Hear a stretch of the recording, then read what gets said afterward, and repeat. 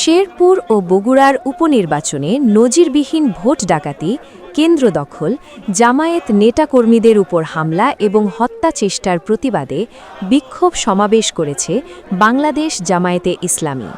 10 April শুক্রবার ঢাকা মহানগরীর আয়োজনে জুম্মার নামাজের পরে বাইতুল মুকাররমের উত্তর গেট থেকে এ বিশাল বিক্ষোভ সমাবেশ ও মিছিল অনুষ্ঠিত হয়।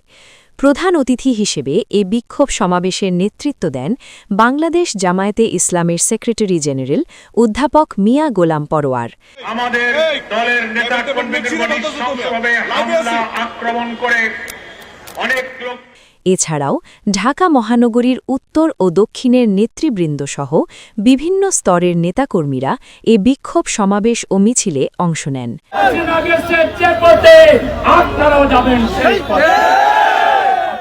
Desk report, yes Bangla.